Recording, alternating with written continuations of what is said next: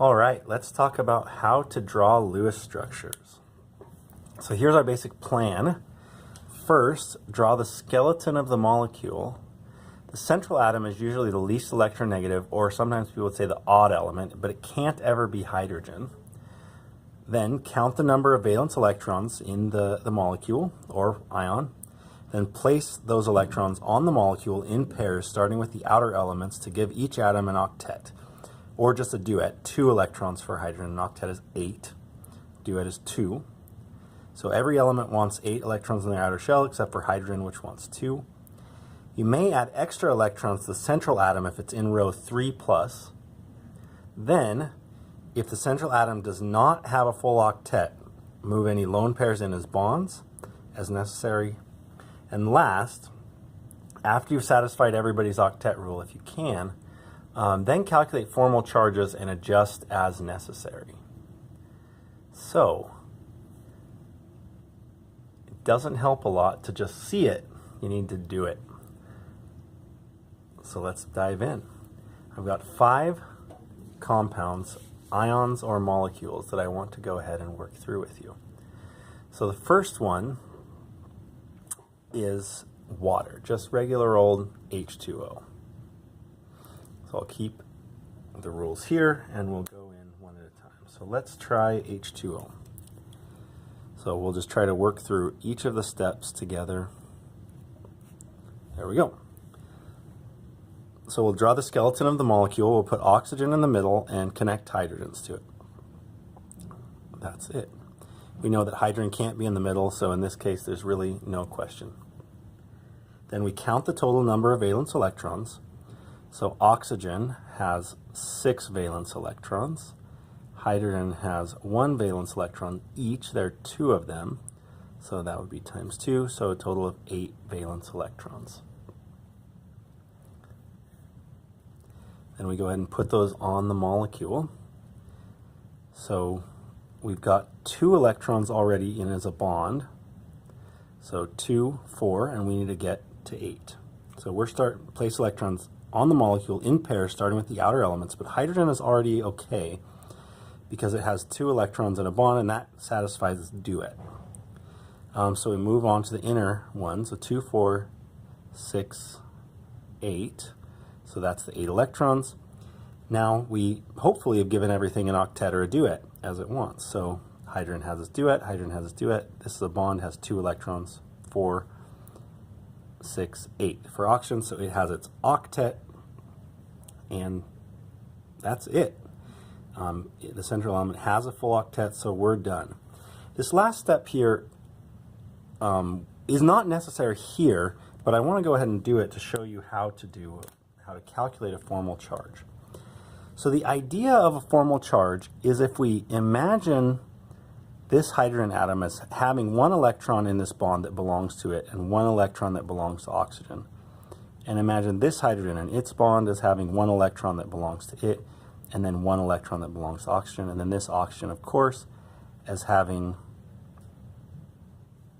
the 2 electrons in this lone pair, the 2 electrons in that lone pair which belong to it, plus 1 electron from this bond and 1 electron from this bond that belongs to it. So to calculate a formal charge,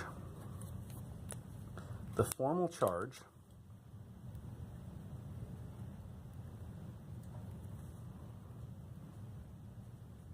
is just, you take the number of electrons it has, I'm going to rewrite this. Formal charge is equal to the number of electrons it originally had minus the number of electrons it has now. So the number it originally had minus the number it has now. And I'm going to say has in air quotes here because those electrons are shared between hydrogen and oxygen. They don't literally belong to hydrogen or oxygen. We're just making that definition for the purpose of formal charge. So the formal charge in this case for oxygen would be how many it had originally, which how many valence electrons it had originally, which would be 6 valence electrons like it did up there, and then subtract the number it has now. And it still has 1, 2, 3, 4, 1 from that bond and 1 from that bond, 5, 6. So that's equal to 0. We could calculate a formal charge for hydrogen. It originally had 1 electron, 1 valence electrons, and it now has 1 electron that belongs to it. And you want formal charges to be equal to 0. So the best situation, which means this molecule is very good, the best situation is when all formal charges equal 0. That's your best, most stable situation. So that's it. Water is very good, very stable. Let's move on to the next example. Slide water off the page there, and we'll start working on the next example.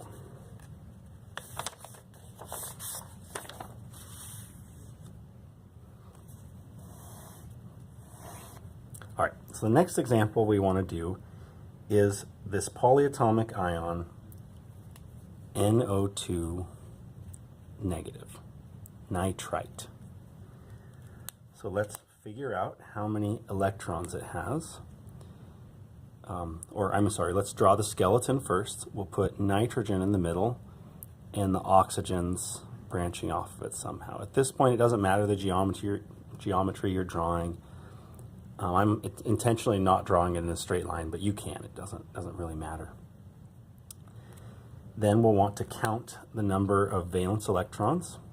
By the way, nitrogen is the least electronegative element. It's also the odd element being the odd one out. There's more oxygens and there's only 1 nitrogen. So there's no absolute rule what you would put in the middle, but those are some good trends if it's the least electronegative or the odd element. And if it's both, it's almost certainly in the middle.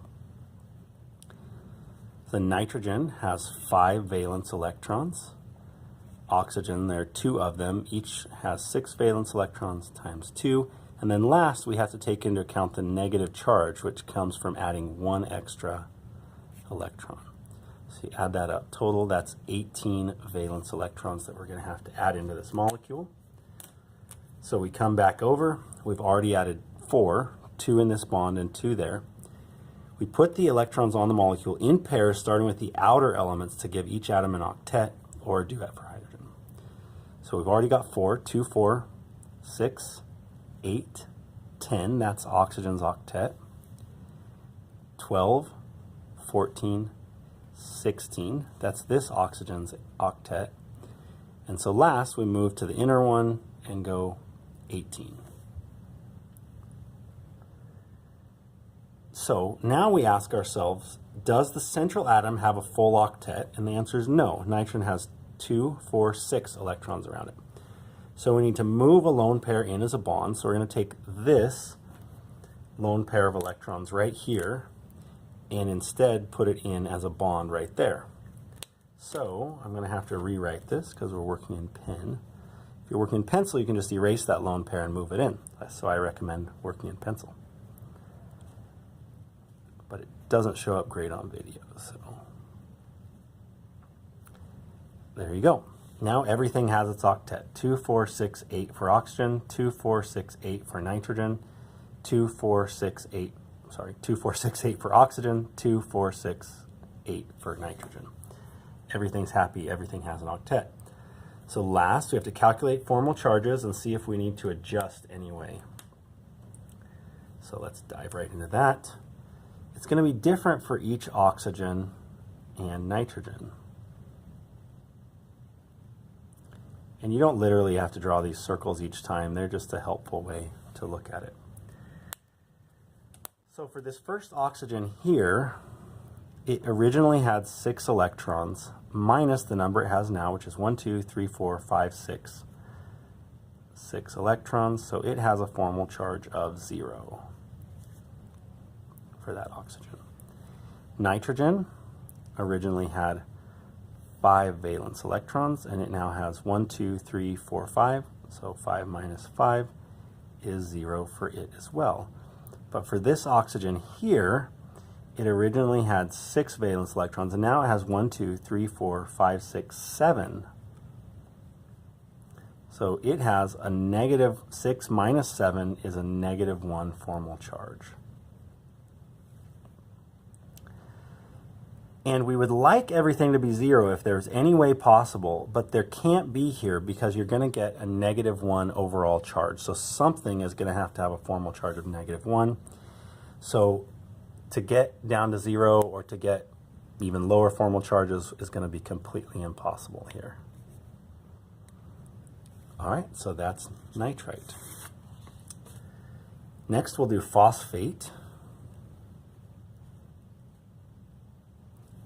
PO4 with a 3 negative charge. We're going to put phosphorus in the middle and bond it to all 4 oxygens. We'll pick up the pace a little bit here. We'll count valence electrons.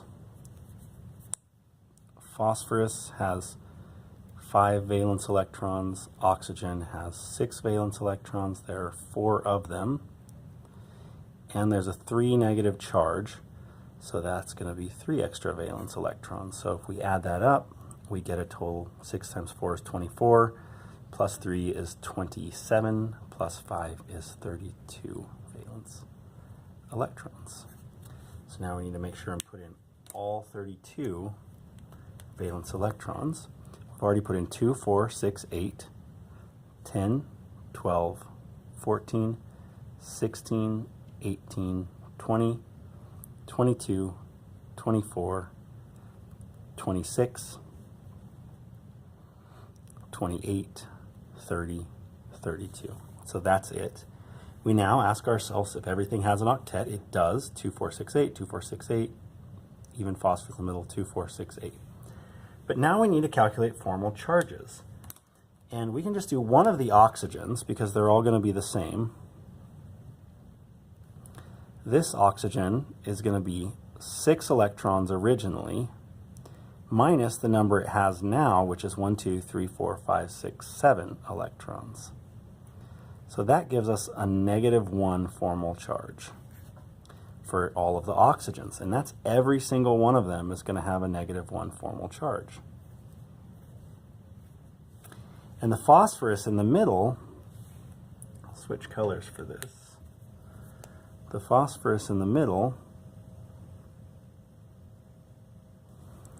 originally had 5 electrons, and now it only has 4 electrons. So that's going to be a positive 1 formal charge. So this is not an ideal situation. It adds up because negative 1, negative 1, negative 1, negative 1 is negative 4, plus 1 is negative 3, and that equals the charge. But if we can have this be 0 and another oxygen be 0, then this would be a better situation. So the way to do that is to take 2 electrons and move them in as a bond. And we'll get this new structure for phosphate. Phosphorus with a double bond to this oxygen and single bonds to all of the other oxygens. You can pause the video and recalculate it if you want, but what you'll find out is that double bonded oxygens always have a 0 formal charge. 5 bonded phosphoruses have a 0 formal charge, and single bonded oxygens have a negative 1 formal charge. So that's as low as you can minimize them, which is preferred to this because everything had a formal charge, and we've gotten 2 of our elements now to be 0 with just 3 negative 1s in phosphate, which is what's going to have to be based on the ion charge. So this is our best situation for phosphate right here.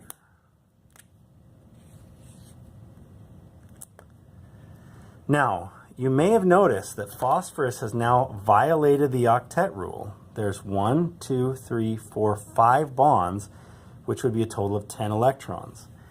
Well, I skimmed over something earlier, but the truth is that's absolutely fine. You can have greater than an octet if the atom is in row 3+ on the periodic table.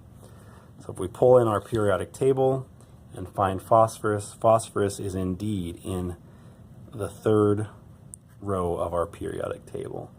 So it is allowed to break the octet rule. It doesn't have to follow the octet rule. It can have more than 8 electrons around it.